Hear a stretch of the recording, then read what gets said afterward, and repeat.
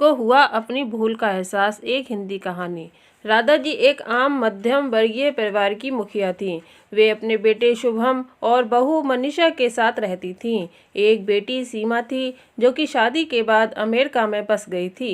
राधा जी की पति की मृत्यु बहुत समय पहले हो चुकी थी। शुभम और मनीषा की शादी को 5 साल हो गए थे, लेकिन अब तक उनकी कोई संतान नहीं थी।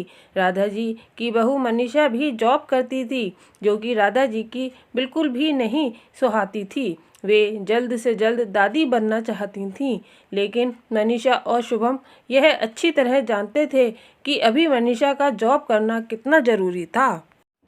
राधा जी अपने बेटे शुभम से इस बारे में बात करती तो शुभम किसी न किसी बहाने से बात टाल देता था। इसलिए वे मनीषा को ही परेशान करने के बहाने ढूंढती रहती थीं ताकि वह अपनी जॉब छोड़ दे। और अभी कोरोना काल में तो मानो उनके मन की मुराद पूरी हो गई थी।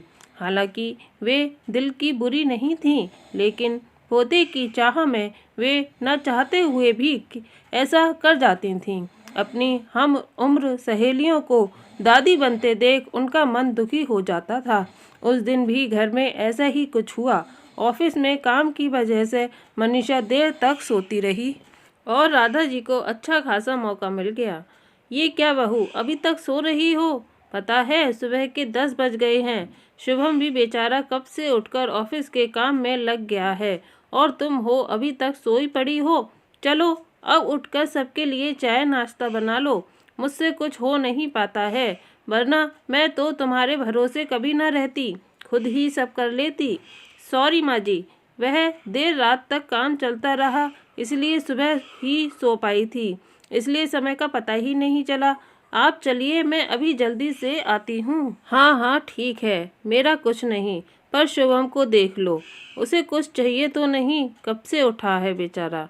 हे भगवान, मुझे जल्दी से ठीक कर दो ताकि मैं ही अपने बेटे का ध्यान रख सकूं, राधा जी ने नाटकीय अंदाज में कहा। राधा जी ने अपनी बहू मनीषा को उठाते हुए कहा। मनीषा ने घड़ी देखी तो वाकई 10 बज गए थे। आज उसकी आंख कैसे नहीं खुली। वह जल्दी जल्दी अपने काम निपटाकर हॉल में आई तो शुभम अपने लैपटॉप के साथ ऑफिस के काम कर रहा था। उसने किचन में जाकर चाय नाश्ता बनाया, फिर रात के बर्तन साफ किए और झाड़ू पोछा करके नहाने चली गई। दरअसल कोरोना वायरस की बढ़ती बीमारी की वजह से शहर में पूरी तरह लॉकडाउन लग गया था, इसलिए काम वाली बाई भी नहीं आ रही थी। मनीषा खुद एक इंटरनेशनल कंपनी में काम करती थी। उसका ऑफिस टाइम निश्चित नहीं होता था, अधिकतर उसे रात में देर तक काम करना होता था। कल भी उसका काम देर तक चलता रहा, इसीलिए वह देर तक सोती रही।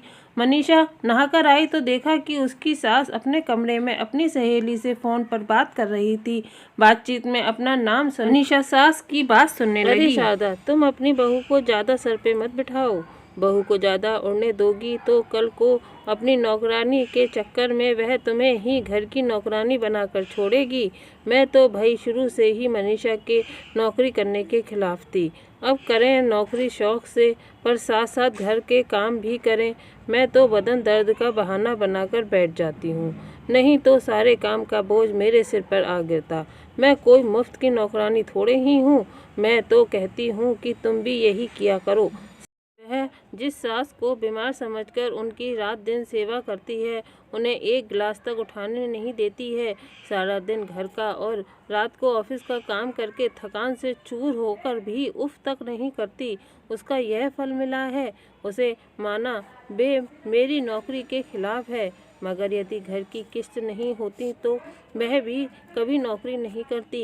शुभम का बोझ कम करने के लिए ही तो वह नौकरी कर रही थी। खैर, अभी के मुश्किल समय में वह सास से किसी भी बात पर बहस नहीं करना चाहती थी जिससे घर का माहौल खराब हो, इसीलिए वह उनकी बात को नज़रअंदाज करके वहां से चली गई। लेकिन उसकी नज़रों में राधा जी की इज्जत जरूर कम हो गई थी। दूसरे दिन सुबह सुबह राधा जी की बेटी सीमा का अमेरिका से फ़ोन आ गया। सीमा की सास उसके पास अमेरिका आई हुई थी। आदत के अनुसार राधा जी ने जैसे ही सीमा की सास की बुराई करनी चाहिए वैसे ही सीमा ने उन्हें डपट दिया। और माँ, आप बिल्कुल भी माँ जी के बारे में अनाप शनाप नहीं बोलेंगी। पता है आपके चक्कर में आकर मैंने उनके साथ कितना बुरा व्यवहार किया था, लेकिन आज मुझे उनकी कीमत पता चल गई है। तुम तो उनके यहाँ पर आने के कितने खिलाफ थीं, मगर आज अगर वे यहाँ नहीं आती तो न माँ, तो न जाने हमारा क्या हाल होता। तुम्हें तो पता ही है मेरा नौकरी करना कितना ज़रूरी है। कोरोना ने यहाँ भी ऐसा कहर ढाया है कि घर से ही सब करना पड़ रहा है। किट्टू का बेबी केयर सेंटर भी बंद है। मैं और राजेश फुल टाइम बिजी रहते हैं। ऐसे में माँ जी ने अकेले ही किट्टू के साथ साथ पूरे घर का सारा काम संभाला हुआ है। मुझे कुछ भी नहीं करने देती। अगर वे नहीं होती तो माँ हमारा क्या होता, यह सोचकर ही रोंगटे खड़े हो जाते हैं। सच में माँ, वे कोई साधारण महिला नहीं है, बल्कि मेरे लिए तो देवी के समान है। मेरे इतना अपमान करने के बावजूद। और सीमा रोने लगी। उसके फ़ोन काट कर दिया। सीमा की बात सुनकर राधा जी की भी आंखें भर आईं। उन्हें अपनी भूल का एहसास हो गया। मनीषा तो वाकई उनका कितना ख्याल रखती है। उनकी कड़वी से कड़वी बात का भी बुरा नहीं मानती, उल्टे जवाब भी नहीं देती है। वाकई अभी का समय तो एक दूसरे को हौसला देने का है, सारे गिले शिकवे भुलाकर एक दूसरे की मदद करने का है। तो फिर वे स्वार्थ में कैसे अंधी हो गई थीं? इतना कैसे गिर गई कि ऐसे मुश्किल समय में अपने ही परिवार की सहायता नहीं कर सकती। उन्होंने उसी समय मनीषा को बुलाकर उसके सिर पर प्यार भरा हाथ फेरते हुए कहा, मनीषा, आज से घर के कामों की आधी जिम्मेदारी मेरी रहेगी।